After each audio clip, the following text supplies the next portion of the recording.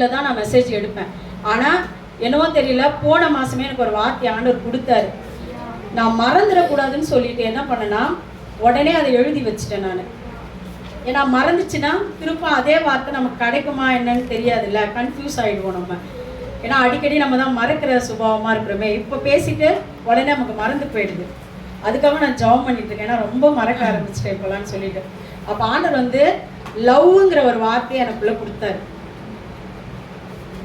லவ்னா என்ன எல்லாம் அப்படி பாக்குறீங்க? லவ்னா என்ன அர்த்தம் சொல்லுங்க? அன்பு. அதுக்கு இன்னொரு அர்த்தமும் இருக்குது.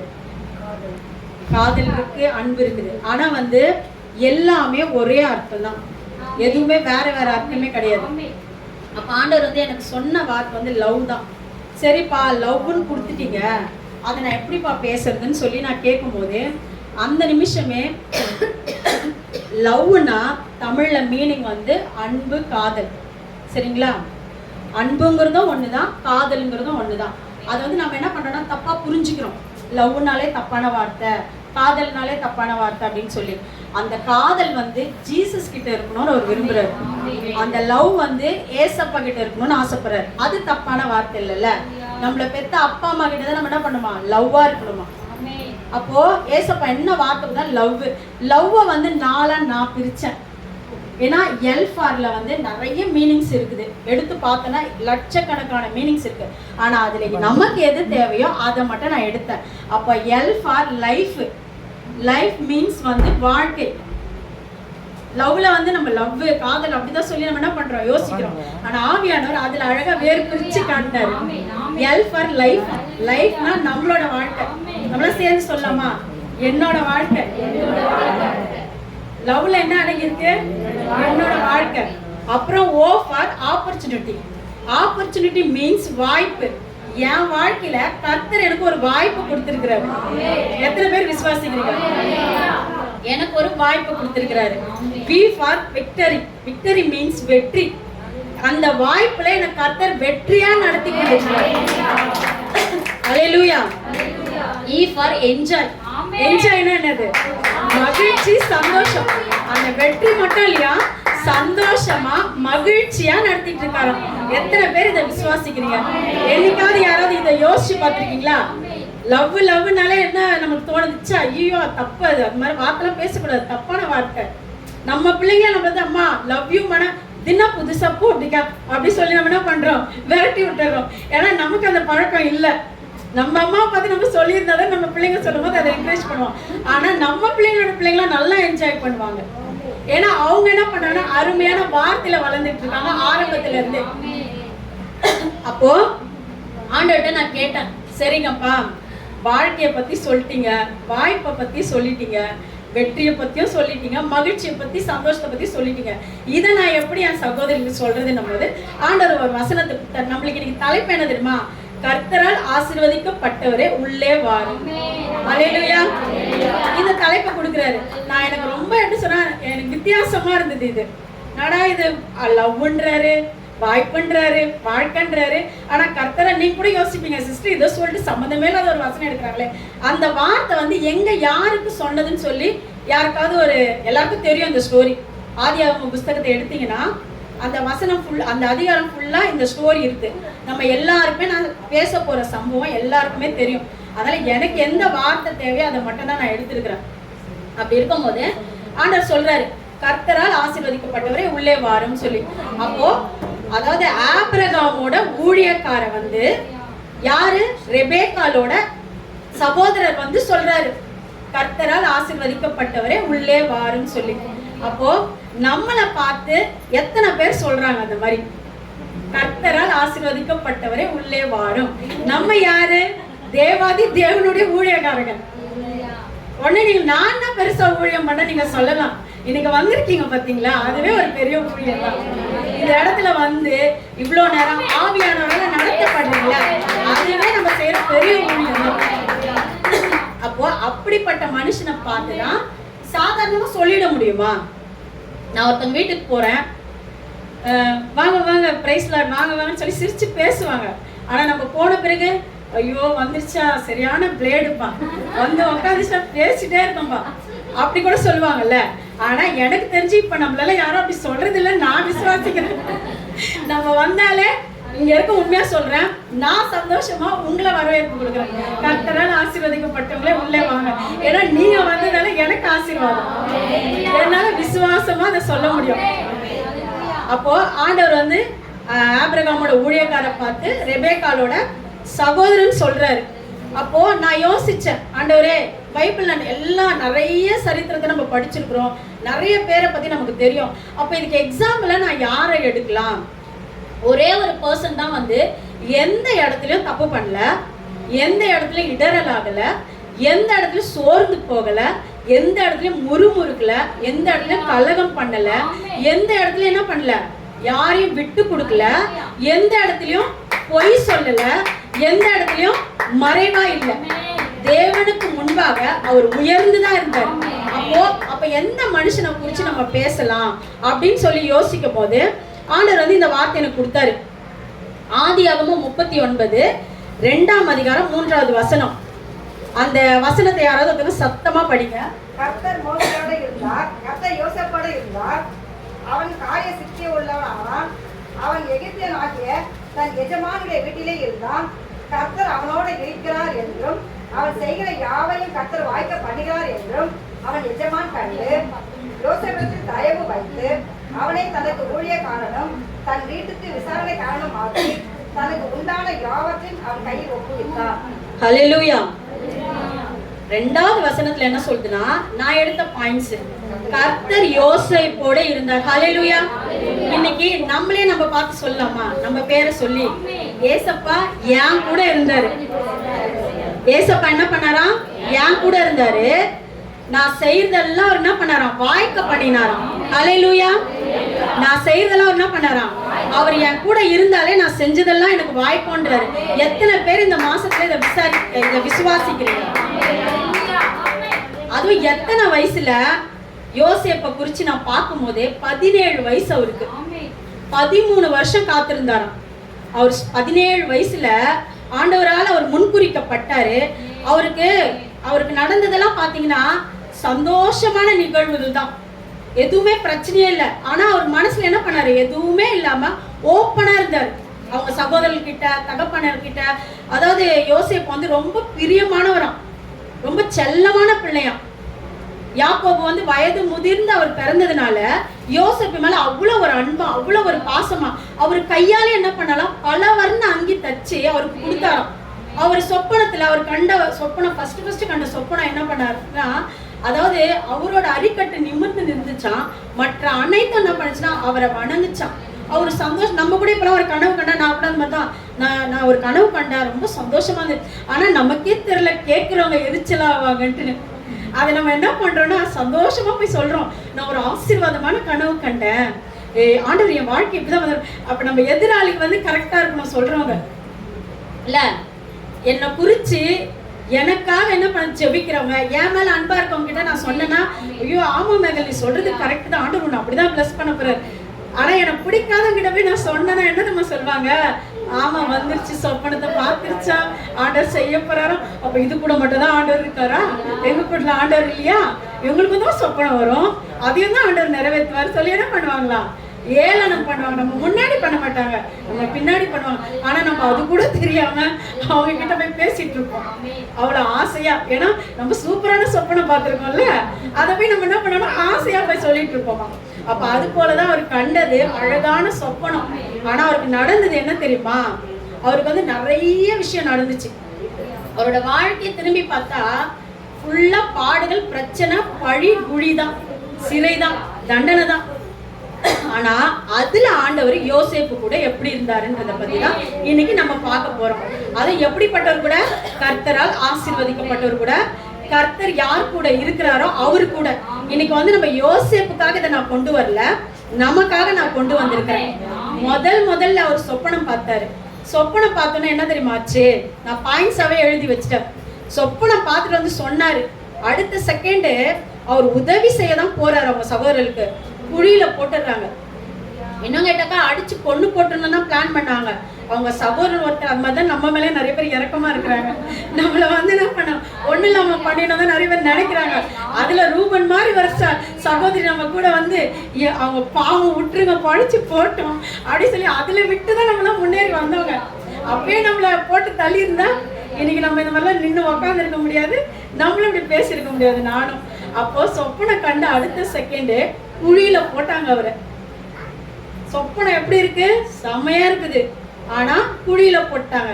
அடுத்தது என்ன பண்ணாங்க, சரி குழியில இருந்தவன எதுக்கு வேஸ்டா குழியில போட்டா 10 பைசாக்கு பிரயோஜனம் இல்லை, அதெல்லாம் தூக்கி எடுத்து வெள்ளி காசுக்கு வித்தாங்க.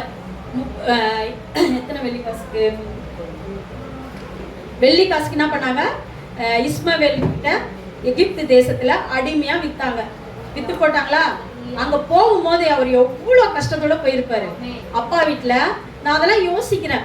இப்ப நமக்கு ஒரு சின்ன பிரச்சனை வந்துட்டா கூட என்ன எப்படி சொல்லிட்டாங்க, என்ன அப்படி சொல்லிட்டாங்க. நானே சில டைம்ல அப்படிதான் ரொம்ப கோவம் வந்து ரொம்ப டென்ஷன், என்ன போய் இப்படி சொல்லிட்டாங்க, என்ன போய் இப்படி பேசிட்டாங்க. ஆனா இவர் சொந்த இடத்த விட்டுட்டு சொந்த சகோதரரை என்ன பண்ணாங்க, குழியில போட்டு ஆண்டவர் அந்த குழியிலேயே அவரை தூக்கி எடுத்தாரு, அவருக்கு ஜீவனை கொடுத்தாரு. குழியில போட்டாங்க. ஆனா ஆண்டவர் என்ன பண்ணானா அந்த குழிக்குள்ள இருந்து எடுத்து, ஏன் தெரியுமா, 13 வருஷம் கழிச்சு அந்த தரிசனம் நிறைவேறதுக்கு. ஹல்லேலூயா. நீங்க உங்களுக்கு எத்தனை வருஷமோ நீங்க சேர்த்துக்கலாம் அதுல. ரெண்டாவது என்ன பண்ணானா போர்த்திபார் வீட்டுக்கு போனாரு. அங்க போர்த்திபார் என்ன பண்ணாரு, இவரோட ஆக்டிவிட்டிஸ் எல்லாம் பார்த்துட்டு என்னோட வீட்டையும் சரி என்னோட எல்லா காரியங்களையும் சரி நீ தான் பார்த்துக்கணும்னு பொறுப்பை கொடுத்துட்டாரு. தரிசனம் ஸ்டார்ட் ஆகுதுன்னு இவர் யோசிச்சிருப்பாரு. ஆனா எனக்கு தெரிஞ்சு பரவாயில்ல, நம்ம எகிப்து தேசத்துல வந்துதான் ஆசீர்வதிக்கப்படணும்னு ஏசப்பா திட்டமிட்டு இருக்காரு போல, அதனாலதான் இங்க வந்தா நமக்கு மேனேஜர் போஸ்டிங் கிடைச்சிருச்சு அப்படின்னு சொல்லி என்ன பண்ணாரு, உள்ளுக்குள்ள சந்தோஷப்பட்டுக்கலாம். நம்மளும் அப்படிதானே. நம்ம என்ன பண்ணுவோம்னா சொப்பனை காணுவோம், உடனே நம்மளுக்கு என்ன ஆகுனா ஒரு பிரச்சனை வந்துடும். உடனே ஒருத்தவங்க வந்து உதவி செஞ்சோன்னா இதுதான் கடவுள் சித்தம் போல அப்படி சொல்லி என்ன பண்ணுவோம், யோசிப்போமா யோசிக்க மாட்டோமா. ஆனா அங்கேயும் நம்ம என்ன பண்ணுவோம்னா மொக்க தான் வாங்குவோம். ஏன்னா மாம்சத்துல யோசிக்கிறோம்ல. போர்த்திபார் மனைவி சும்மா இருந்தாலா, குடியில போட்டு ஆண்டவர் ஜீவனை கொடுத்து கொண்டு வந்தார் அடிமையா. ஆனா அங்க அவன் என்ன பண்ணதுமா பழிய போட்டான். அவர் எந்த தப்புமே பண்ணல. ஆனா போர்த்திபாருக்கு அது நல்லாவே தெரியும், நான் மனைவி மேலதான் தப்பு இருக்கு. என்ன பண்றது, வெளியே சொன்னா அவர் பெரிய போஸ்டிங்ல இருக்காருல்ல, உடனே கொண்டு போய் சிறையில போட்டாங்களா. அப்ப ஆண்டவர் என்ன பண்ணாருன்னா அவனை வந்து அடுத்த அளவுக்கு அவன் கெட்டு போகாத படிக்க அவன் ஜீவனை பாதுகாத்தது மட்டும் இல்ல, அவனோட கேரக்டரை பாதுகாத்தார். அந்த இடத்துல அவன் கெட்டவன் தான் அங்க போனா, ஆனா அவன் கேரக்டர் ஆண்டவர் பாதுகாத்தார். இதுக்கு மேலே உனக்கு தயவு பண்ணி இந்த இடத்துல அங்க வச்சோம்னா என் பிள்ளை கெட்ட பேர் எடுத்துரும் அப்படி சொல்லி என்ன பண்ணாரு, திரும்ப கொண்டு போய் சிறையில போட்டாரு. சிறையில அவனை சும்மா விட்டுருப்பாங்க எல்லாரும். போர்த்திபார் மனைவி மேலே அவன் கையை வச்சிட்டான்னு சொல்லி என்ன பண்ணாங்க, எல்லாம் முறுமுறுத்தாங்க, எல்லாம் டென்ஷன் ஆனாங்க.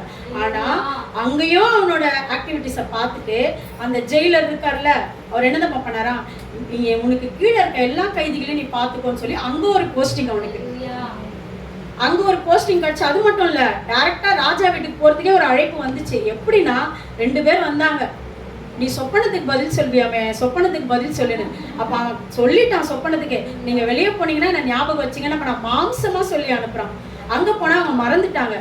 ஆனா அவன் யோசிப்பான்ல, சொல்லி அமிச்சோம், சரி இப்படியாவது வெளியே போய் அந்த 17 வயசுல கண்ட சொப்பனை நிறைவேறதா பார்க்கலான்னு சொல்லி என்ன பண்ணான், காத்திருந்தான்.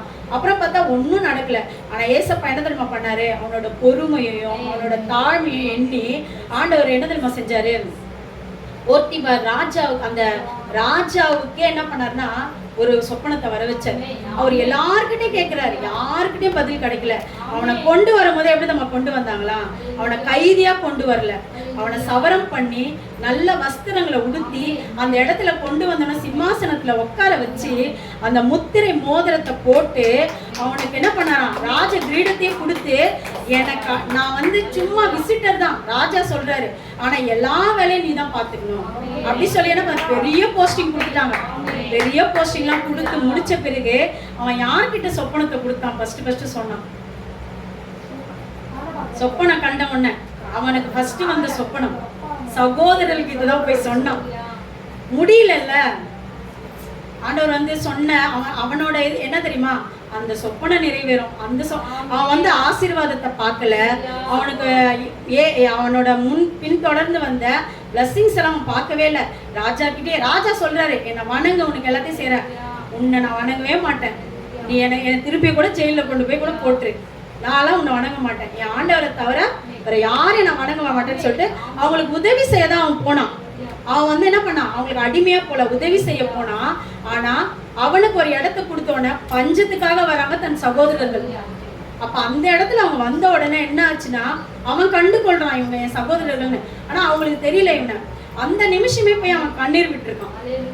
அவங்க சகோதரர்கள் பார்த்து, நம்மளா இருந்தா என்ன பண்ணுவோம், நான் எவ்வளவு பெரிய இடத்துல இருக்கிறேன், எவ்வளவு பெரிய போஸ்டிங்ல இருக்கிறேன், என்ன அன்னைக்கு என்ன பண்ணுங்க, குழியில படம் சந்தோஷமா இருப்பான். அதுவும் தண்ணியே இல்லாத குழி, இருட்டா இருக்கும், அதுவும் அடிச்சு போட்டிருக்கானுங்க ரத்த காயத்தோட. அடிச்சு போட்டு அவன் மேல எவ்வளவு வெறியா இருந்திருப்பானுங்க. அப்படி ஒண்ணு நடந்தது. அங்க போய் அங்க போர்த்திபார், நம்ம ஈஸியா சொல்றோம் போர்த்திபார் மனைவி பழி போட்டா, உடனே அவனை சிறையில போட்டான்.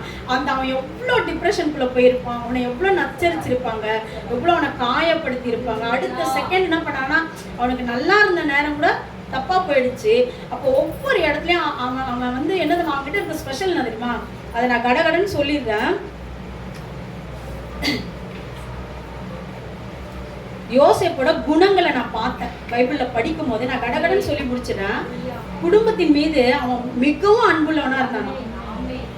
நான் ஃபர்ஸ்ட் சொன்னது என்னன்னா, கர்த்தரால் ஆசீர்வதிக்கப்பட்டவர்களே உள்ளே வாருங்கள். அப்போ அப்படி ஒருத்தவங்க நம்மள சொல்லணும்னா நம்மளோட குணங்கள் எப்படி இருக்கணும்னா, குடும்பத்தின் மீது மிகவும் அன்பா இருக்கணுமா.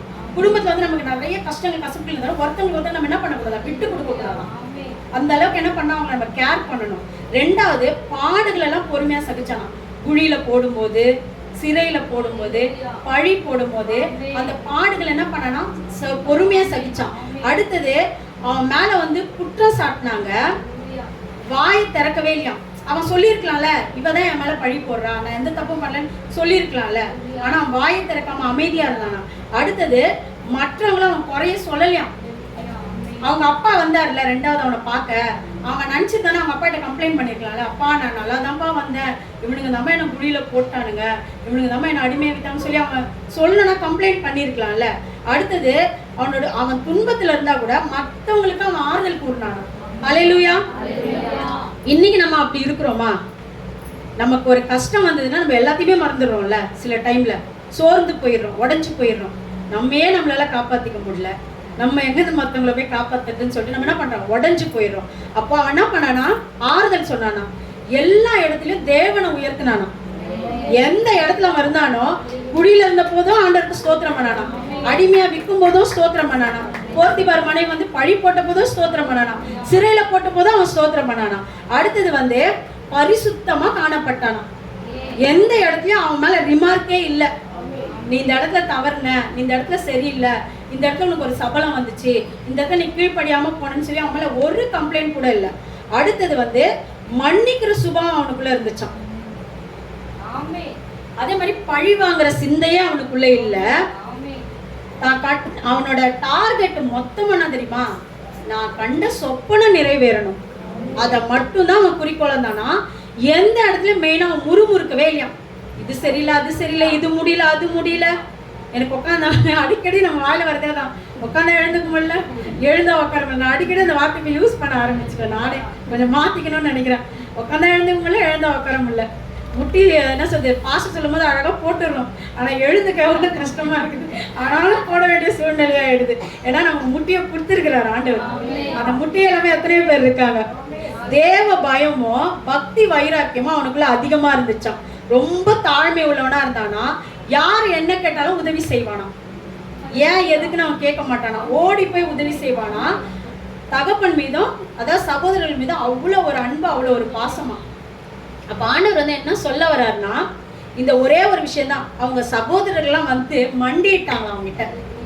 அந்த சொப்பனை நிறைவேற ஃபைனல் ஸ்டேஜ்ல வந்து மண்டிட்டாங்களாம். அப்ப கூட அவன் கெத்து காட்டவே இல்லை, நான் அப்படி இப்படி சொல்லவே இல்லை.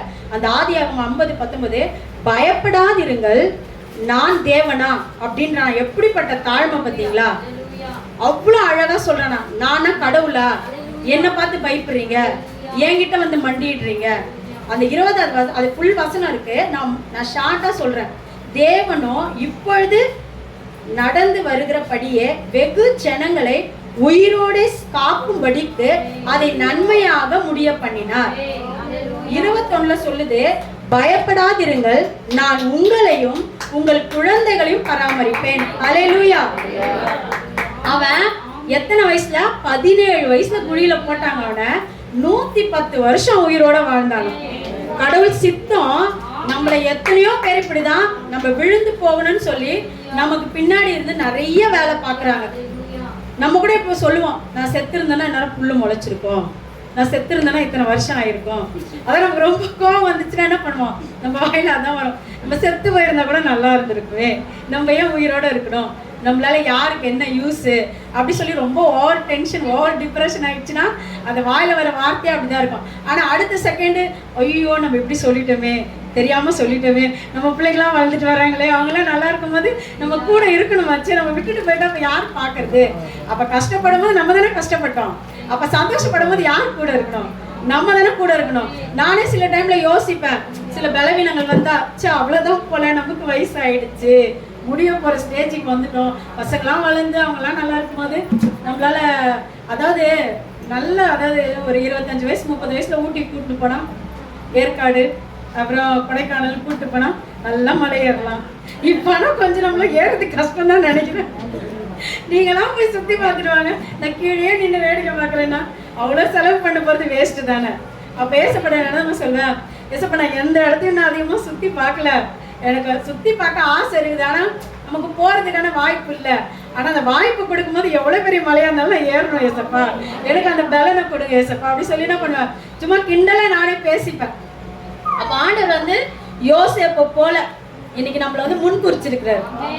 யோசேப்போட சொப்பனம் நல்ல சொப்பனம், அருமையான சொப்பனம், ஆசீர்வதிக்கப்பட்ட சொப்பனம். அவர் 13 வருஷம் காத்திருந்தாரு. அப்போ நமக்கு எத்தனை வருஷம் அவர் கொடுத்திருக்கிறாரு நமக்கு தெரியல. ஆனா இன்னைக்கு நம்ம ஒரு வீட்டுக்கு போய் நம்ம ஜெபிக்கிறோம், நம்ம பிளஸ் பண்றோம்னா அடுத்த செகண்ட் அவங்க நம்ம கிட்ட சாட்சி சொல்றாங்க பாத்தீங்களா, அந்த வார்த்தை நிறைவேறும். கர்த்தரால் ஆசீர்வதிக்கப்பட்டவர்களே உள்ளே வாருங்கள் சொல்லி. அப்ப ஆண்டவர் இன்னைக்கு உங்க ஒவ்வொருத்தரையும் பார்த்து சொல்ற காரியம் முன்னாடி வரணுமா எல்லாத்துலயும். அப்ப யோசிக்கும் போது இது கொஞ்சம் சிரிப்பா தான் இருக்கும். இப்பெல்லாம் ஸ்டேட்டஸ்ல ஒரு ஆப்ஷன் இருக்கு. இப்ப நம்ம வைக்கிற ஸ்டேட்டஸ் யாருக்காவது பிடிச்சிருந்துன்னா ஹார்ட் போடுறாங்க. இப்ப எல்லாரும் அந்த ஹார்ட் போடுறவங்க எல்லாம் மேலதான் இருப்பாங்க, அவங்க கீழே போக மாட்டாங்க. காலைல நான் வேலை செஞ்சுட்டு அதை யோசிச்சு பார்த்தேன். இப்போ நம்ம போற ஸ்டேட்டஸ் கூட கரெக்டா இருக்கணும், நான் ஆவியானவர் உணர்த்துறாரா என்னன்னு தெரியல. ஆனா நல்லா இருந்தாலும் ஹார்ட் வரும், சும்மாலாம் எல்லாத்தையும் வச்சாலும் ஹார்ட் வராதாங்க. அப்ப அப்படி இருக்கும்போது அந்த ஹார்ட் வருதுன்னா அவங்க ஹார்ட் நம்ம டச் பண்ணிக்கிறோம்னு அர்த்தம். அப்ப யோசேப் ஏசப்பாவோட ஹார்ட்டை டச் பண்ணதுனாலதான் அவர் உயர்ந்துகிட்டே போனாரு, அவர் கீழே வரவே இல்லை. சில பேர் உயர்வாங்க டவுன் ஆயிடுவாங்க, உயர்வாங்க டவுன் ஆயிடுவாங்க. ஆனா யோசேப்போட லைஃப்ல ஏக்தம் உயர்வு மட்டும்தான், டவுன் ஆகவே இல்லை. டவுன் ஆனாரு, அந்த இடத்துல எல்லாம் ஆண்டவர் உயர்த்தி உயர்த்தி கொண்டு போனாரு.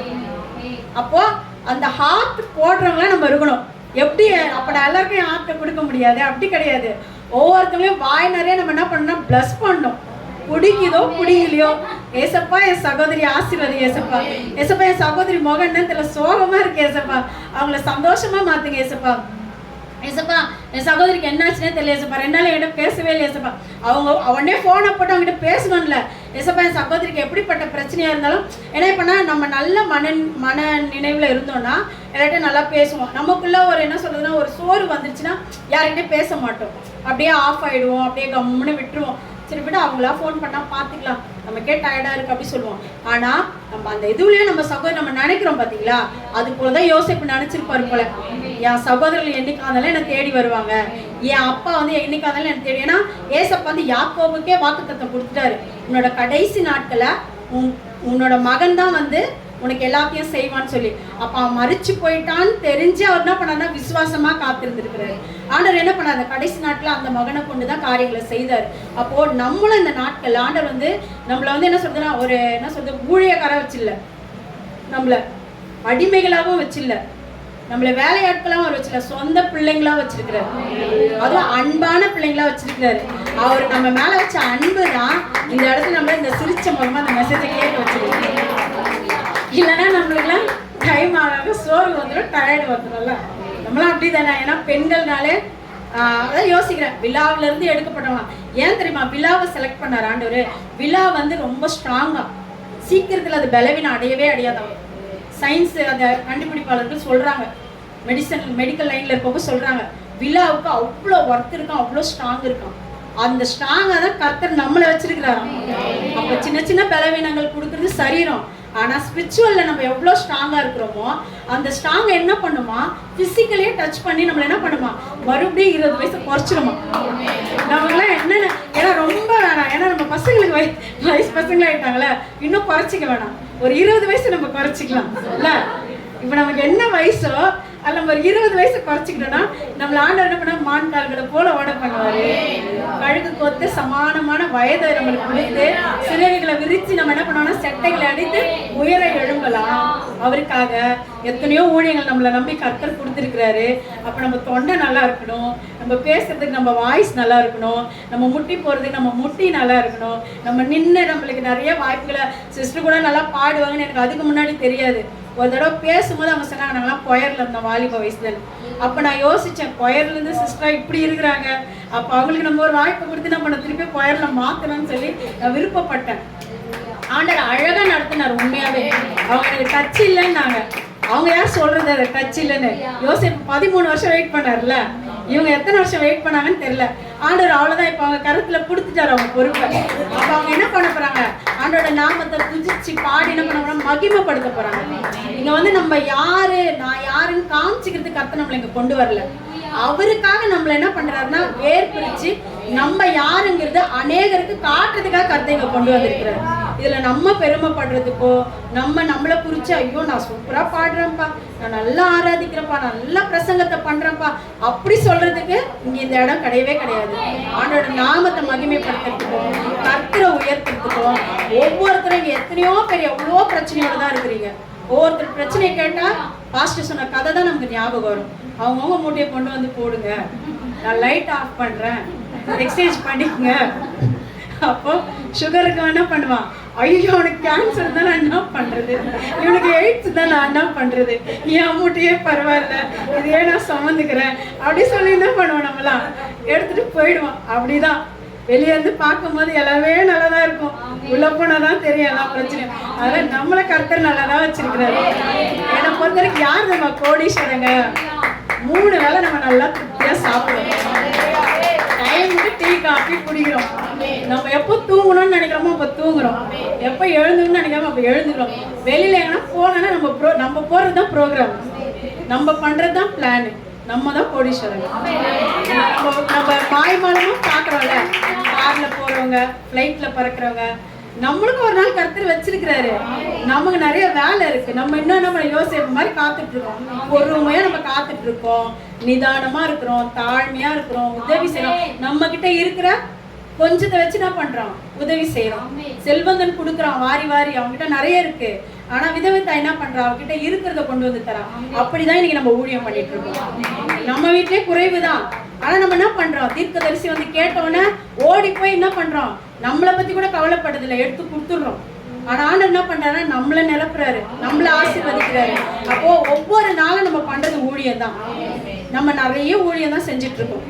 நீங்களாம் யோசிக்கலாம், நான் இன்னும் பெருசா செய்யல, இல்லவே இல்லை, நம்ம ஊழியம் செஞ்சுட்டு தான் இருக்கோம். அன்னைக்கு கூட அம்மா சொன்னாங்க, எங்களுக்கு ஆச்சரியமா இருந்தது. ஒரு சகோதரி வந்து அவங்கள பார்த்து கேள்வி கேட்டாங்களாம், உடனே பதில் சொன்னாங்களாம், வாய் மூடிட்டு போயிட்டாங்களாம். அதான் பெரிய ஊழியம், தகப்பனுக்கு கீழ்ப்படுகிற ஊழியம்.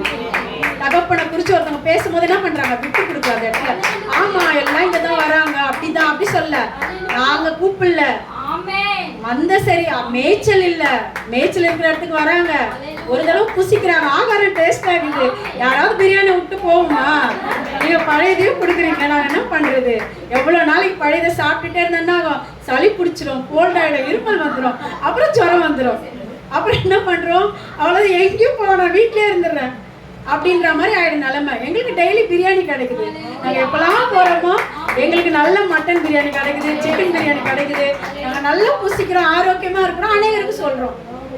நம்ம பலனை பார்க்கலாம், நம்ம யாருக்காவது பேசிடுவோமா, ஃபஸ்ட்டு பலனை பார்த்துட்டு தான் நம்ம பேசுகிறோம். அப்போ நம்மளை போல மற்றவங்கள மாறணுன்றது நம்மளோட விசேஷமான சிந்தனைகள். அப்போ ஆண்டவர் வந்து உங்களை பார்த்து தான் சொல்கிறாரு, நான் மனப்பூர்வமாக சொல்கிறேன். இங்க வந்திருக்க எல்லா சகோதரிகளும் கர்த்தரால ஆசீர்வதிக்கப்பட்டவங்க. இங்க வந்த எல்லாருமே ஒவ்வொரு யோசேப்புகள் தான். உங்க எல்லாரையும் ஆண்டவர் என்ன பண்ண போறான்? சிங்காசனத்துல உட்கார வச்சு அவர் முத்தமிட்டு அழகு பார்க்க போறாரு.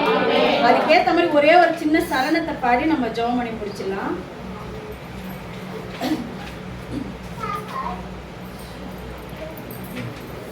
சொப்பனங்கள் கண்டவனை, காசுக்கு விற்றவனை, ஊரறிய அழகு பார்த்து அலங்கரித்தீரே. குடும்பங்கள் சேர்ந்து கொண்டு குழியில தள்ளினாலும் ஊருக்கு முன் முத்தமிட்டு அணைத்துக் கொள்பவரே. சொப்பனங்கள் கண்டவனை, காசுக்கு விற்றவனை, ஊரறிய அழகு பார்த்து அலங்கரித்தீரே.